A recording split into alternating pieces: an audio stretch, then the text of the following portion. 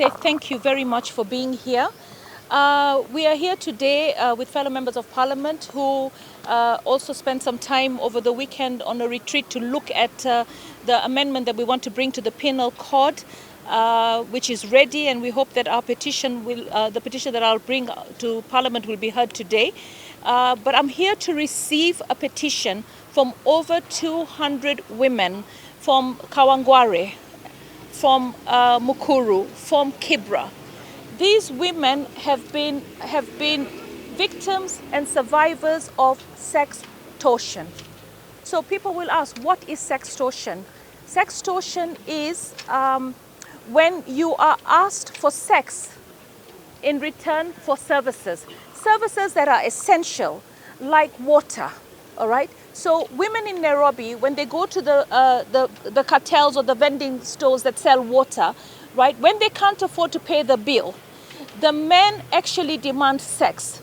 Now, this is not only criminal, we want to make this criminal, but we also feel that it is degrading. It is a sexual gender-based violence against women. It's not covered in our Sexual Offences Act. We want to make sure that it's entrenched in the penal code, and then we want to also take it into other statutes. Other statutes like agriculture. We saw what was happening in the tea farms, right? We saw what happens for sex for grades. We see what happens in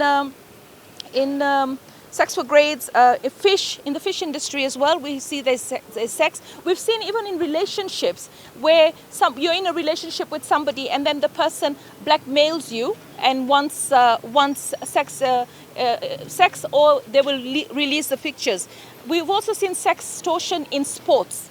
Right, a lot of young girls in sports. We had our Deputy Speaker Gladys Cholet with us at the retreat, and she also shared some horrifying stories about young girls who are looking to go and excel in sports, and then they get a coach, and then the coach eventually starts having a relationship with this underage girl, and then before you know it, he's a manager come coach. As well as a husband, and you know the family feels that this guy has brought so much to our family, so the poor girl is caught up, and we've seen girls also been murdered because of sextortion. So for us as legislators here, we're very happy that our bill is ready, and we're hoping that the Speaker can assign someone to make sure that we can bring an amendment to the penal code. We want the people that extort sex for essential services to actually end up in jail. This is an offense. It is not right. We want the teachers that ask for sex so that they can give you good grades, all right, to end up in jail. We want anyone who asks for sex in the Employment Act. If you're asking for sex because you in return for a job or a promotion, we want to make sure that our women and girls are protected. Now, I'm joined here with Serene.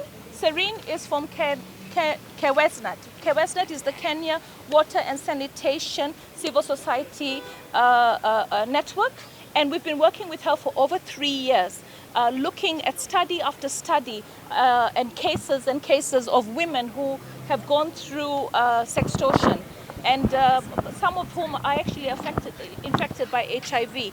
So for me, I want to say that civil society and Parliament work very well together to identifying the issues in society and making the right legislation for us to be able to deal with the criminals out there that take advantage of our women and our girls. Thank you very much. I also join in. I know it's been a journey with Mama Pasaris, walking this journey for nearly 8 years, but with Serene in this matter.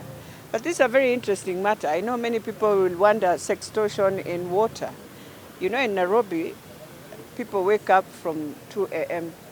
to get water because Nairobi County decides every time the best time to bring in water is always at night. So in the informal sectors of Kawangware, Korokocho, and all that, Kangemi, you'll find people waking up at that time, women waking up at that time to get water.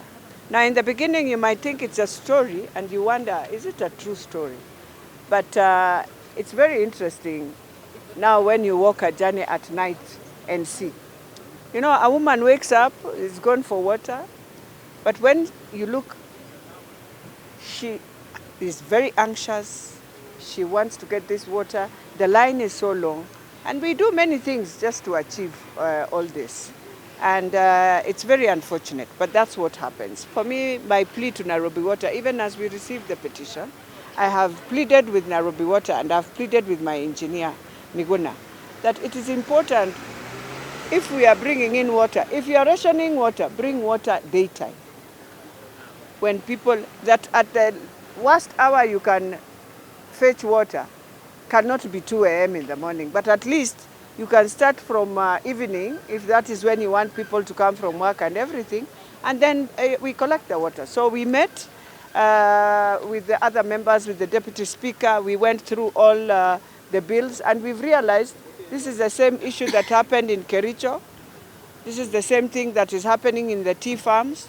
This is the same thing. Every woman somewhere goes through sextortion for her to get either a job, for her to get something. And so today we are here after we have sat down and realized what amendments do we need to do. And so we are saying yes in the Penal Code, but it has to cut across. It has to go into the Employment Act, into the Sexual Offences Act, into the Sports Act, into the Water Act, into any act that deals with employment, that deals with a service. We must ensure that amendment is there. So for us, even as we receive this petition, we are saying we have done the amendments that we want, and we are hoping the Speaker will allow us to table this petition in the afternoon, which will be done by Esther Passaris, and for us, we will just begin to give in more views about it. Then from there, we shall request the amendments we want, and we shall give in also the amendments that we want, so that if the Speaker says it goes to JLAC, well and good, we shall show them these are the amendments we want. And the best amendment will go to the Penal Code, and then thereafter we do an omnibus. An omnibus of just all the bills. So yes, I think the women have arrived. And we will leave Mama County to proceed now. Hi everyone, thank you for being so patient. My name is Serene Malik, Executive Secretary of the African Civil Society Network on Water and Sanitation, Vice Chair of the Sanitation and Water for All Partnership. It's my pleasure to be here today. This is a momentous event. We have been working with it, as Honorable Passaris is saying, for the last 8 years, from the point of identification where Sex for Water was taking place to today, legislating against this crime. And it wasn't just in the water sector. While the water sector is at the center of everything, we've all heard of Jaboya, sex for fish. We've heard of sex for jobs. We recently heard sex for a shot at sports, sex for tea, for grades, for pads, for you name it. It has literally permeated every layer of our society. And it needs to change, and it needs to stop. The implications and the consequences are devastating on the victims and the survivors.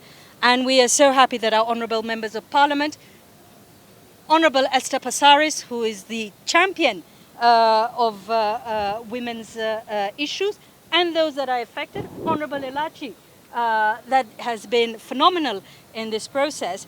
So we would also like to thank our supporters, Avaz, that actually helped kick this off by having petitions signed from all over the world. Over 700,000 people actually signed this, demanding for change and demanding for something different. We have our aspirations as per Article 10 of the Constitution of Kenya, which actually says that we are all entitled and have a right to a dignified life. And we hope this will be a start, and we thank you all, and we are sure that we will see a change come through. To all those that are victims, to all those that attempts are being made on, it is changing. There is a law that you will be able to use to hold the perpetrators to account. Thank you. Doris from Mukuru. It is an informal settlement within Nairobi. We have problems with getting the water commodity. It is very expensive. It rents from 5 shillings to 10 shillings, and at times even 20 shillings. As women, and we have families within the community, we prioritize what we need for our family, that is food. So when you need this commodity at times, people get to befriend the people who are selling water so that you can get this commodity. It is very essential for us, and it's not supposed to be sold at that price because they change prices every time. And as you know, people who live in Nairobi, there is rationing of water. During Friday, you might not get water. On Saturday, you need to do your house chores. You don't have water. So you must get this person to give you that commodity because they stock water to hike the price. When water is available, they make sure there is scarcity to hike the price. So you cannot buy 20 jerrycans of 40 shillings and you want to buy vegetables. You go for vegetables and then maybe get your way how you will get water. So some women, girls have been misused because of getting the precious commodity that is water, and water is life. Thank you. Thank you very much, Doris. Anybody else wants to speak? So sextortion, especially in children growing up in Kibra, especially the girl child. So you find like a girl is experiencing her menses or her menstruation and she does not have the money to buy the sanitary towels. So she ought to sleep with a shopkeeper or a man so that she can get the pads. Good afternoon. I have pleasure in receiving this particular petition and in lending my voice to support the criminalization of sextortion in our penal laws. I think we need to understand that so many a times those in positions of authority have taken advantage of their power to harass, to assault, and to dehumanize people of the opposite sex. This is a crime that is not only perpetrated by men against women, though that is the majority of the cases, but also in some instances, women against men. So it calls for a coalition of all genders to fight this so that we can stop all cases of sex for fish, sex for water, sex for athleticism, sex for sports, sex for so many things where those in authority demand sexual favors. And the crime we are trying to put in our laws is fairly distinct from that of sexual harassment and issues of rape. Because in this instance, it may appear that somebody has given their consent, but the consent is actually forcefully obtained in circumstances where the victim has no particular option. So we would like to thank the members of the public, the action groups, the committees that have brought in this petition and assure you of our support and that of a larger number of members of parliament to try and criminalize sextortion. Thank you very much. Ms. Malesi Shivaji, I'm the Chief Executive Officer with the Kenya Water and Sanitation Civil Society Network.